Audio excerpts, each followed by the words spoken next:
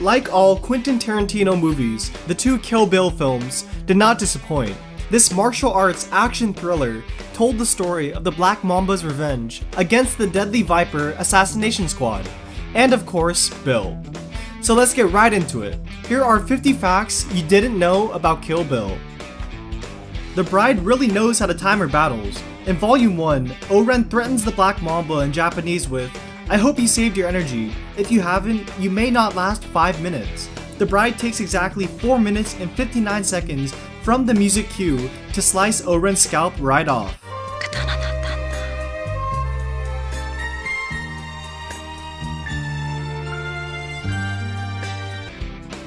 The MPAA were left unhappy with the fight scene in the House of Blue Leaves and requested that Tarantino cut it altogether due to the extreme amount of blood.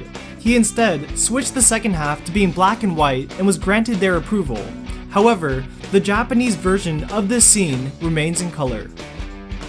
As the bride enters the House of Blue Leaves for the battle, we get a shot taken from below the glass floor. If you look quickly, you'll notice at the bottom of her shoe reads, "Fuck you," proving that everything about the girl is badass. Tarantino made a last-minute call to have the bride spare the final man standing in the House of Blue Leaves. He recognized innocence in the actor and knew Thurman's character wouldn't off a kid with a mug like that. This is what you get for fucking around Yakuzas! Go home to your mother! Kill Bill Volume 1 was Tarantino's first movie to feature less than 100 uses of the word fuck, with it only being said 17 times. Now if any of you sons of bitches got anything else to say, now's the fucking time! Quentin Tarantino came up with the idea of doing Kill Bill while talking with Uma Thurman on the set of Pulp Fiction. The two were discussing the types of movies they liked, and he expressed his interest in 70s kung fu movies. They then started hashing out what would later become the opening scene of the beaten bride in her wedding gown. Uma Thurman was pregnant when the script was finally finished 10 years later, pushing production back further. Tarantino waited, saying he knew how perfect she'd be for the part. The first time Thurman practiced swinging a sword on set, she hit herself in the head and nearly burst into tears. Thurman initially thought Tarantino's physical expectations for her on set were literally absurd, especially since her martial arts and sword fighting training started just 3 months after she gave birth to her second child. Quentin Tarantino has the Pussy Wagon parked in his driveway and regularly drove it during the film's release as a bit of shameless self-promotion, and has loaned it out on several occasions for video shoots. It makes an appearance in both Missy Elliott's video for I'm Really Hot and Lady Gaga's video for Telephone. Uma Thurman revealed that the real reason the Pussy Wagon is MIA in Volume 2 is because Tarantino had driven it home and left it there. Tarantino was completely against using digital effects for the movies. Instead, the cast and crew went old school, using less technical methods like Chinese condoms filled with fake blood. In the first film, we see the deaths of 41 people. In the second, only 3, Bud, Bill, and Pai Mei, and excluding the animation sequence, every person killed is done so by a female character. Volume 1's animated assassination sequence was inspired by a Bollywood film. Tarantino has been pretty open about the influence he draws from other filmmakers and told Indian director Anurag Kashyap that Volume 1's animation sequence was largely inspired by the animated murder scene from the 2001 film Alavandan.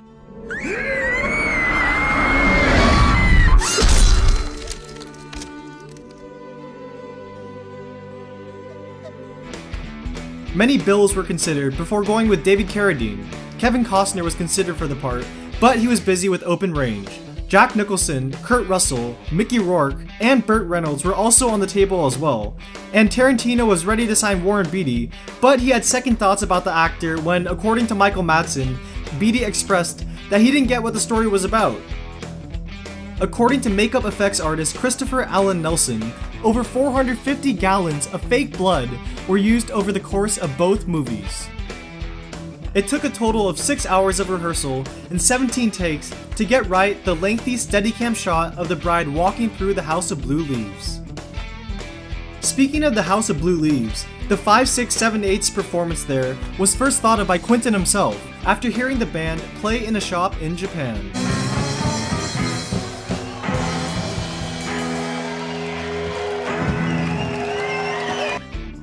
Over $60,000 of the movie's budget was spent on purchasing swords and accessories for them.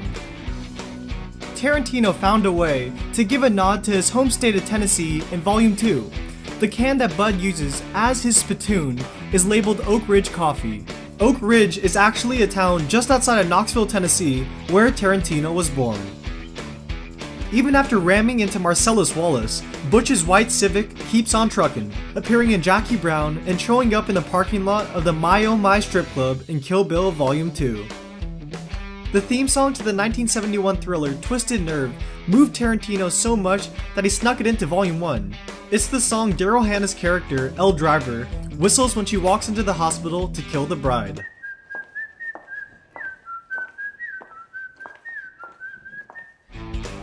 Tarantino's original script called for a much more graceful fight between Elle and the bride, similar to her battle with O-Ren Ishii. He decided to make it much more chaotic after watching Jackass for the first time. So Michael J. White's character of Black Dynamite isn't actually in the movie, but White did film a lengthy battle sequence with Carradine that ended up on the cutting room floor because of pacing.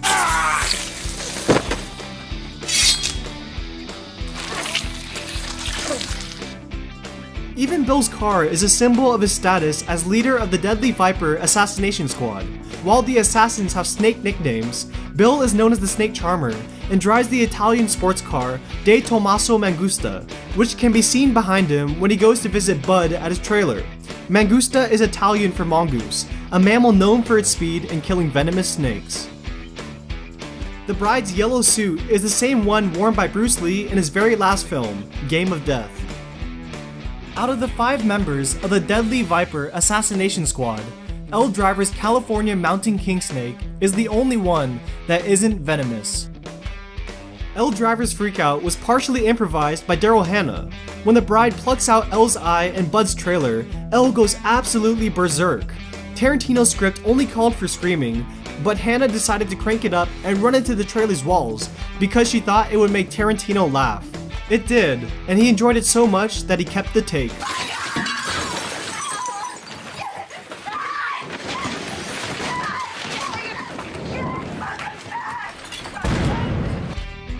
Samuel L. Jackson makes a sneaky cameo. He briefly appears as Rufus, the wedding piano player. There was originally an entire storyline written about Gogo's twin sister Yuki, a crazier character who didn't make it into the film. Tarantino instead considered creating an entire movie about her, but later decided it would cost too much. Bill offers up a nod to the Wu-Tang Clan in Volume 2. After injecting the bride with the truth serum, Bill interrogates her and refers to her as a natural-born killer and renegade killer bee. Both of these are, of course, references to projects from the Wu-Tang Clan and RZA, who wrote original music for both films. The character Pai Mei is based on Bok Mei, an actual kung fu master. Bok Mei is known for developing the white eyebrow kung fu technique and is known in Chinese folklore as a rather villainous character. Eventually, Bok Mei was murdered, with some believing him to have been poisoned, just as Elle Driver poisoned Pai Mei. Actor Gordon Liu plays Pai Mei in Volume 2, but he also appeared as Johnny Mo, the leader of the Crazy 88 in Kill Bill Volume 1. Liu was cast in the Kill Bill saga because he previously appeared in a kung fu movie called The 36th Chamber of Shaolin that heavily influenced Tarantino while writing Kill Bill. Tarantino was originally supposed to play the part of Pai Mei, but ended up deciding to focus on directing. The brothel scene where the bride visits with Esteban Vigeo was the last scene of Volume 2 to be filmed. Filming took place at an actual brothel in Mexico, and the prostitutes lingering in the background weren't extras, but actual hookers who worked at the brothel. Although the story throughout both films skips around in time frame, it was actually shot in sequence. Fellow director and Tarantino's best friend, Robert Rodriguez, wrote the score for Kill Bill Volume 2 for free, and began writing the music before any of the movie was shot. Rodriguez's band Chingon also performs the song Malagueña Salarosa over the closing credits.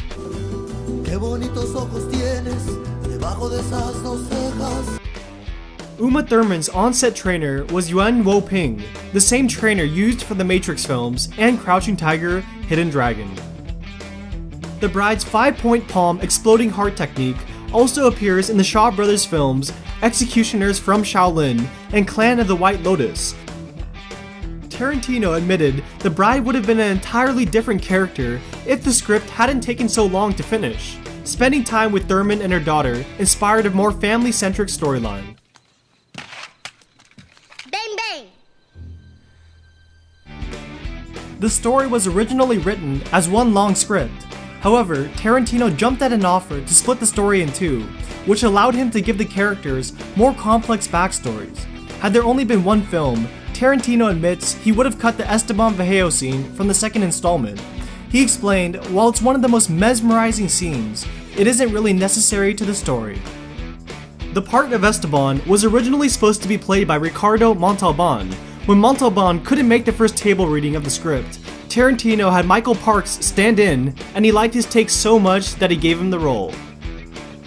The poster on the wall of Bud's trailer is for a movie called Mr. Majestic, starring Charles Bronson and written by Elmore Leonard. Most of Tarantino's movies contain numerous references to Bronson, while Tarantino adapted Leonard's novel Rum Punch into his 1997 film Jackie Brown. Is she dead? I pretty much. What you mean pretty much, Lewis? That ain't no fucking answer. Yes or no? Is she dead? The acronym for Deadly Viper Assassination Squad spells out Divas. The original nickname for Vernita Green was Cobra, but was later changed to Copperhead. Daryl Hannah was told to watch a Swedish film entitled They Call Her One Eye in preparation for playing her role, a one-eyed villainous killer. Tarantino loved Lucy Liu and Shanghai Noon so much that he cast her as O-Ren Ishii. To better accommodate the actress, he rewrote the character as Japanese Chinese American. It took 8 weeks to film the bloody 20-minute fight finale between the bride, O-Ren, and the 88 Yakuza.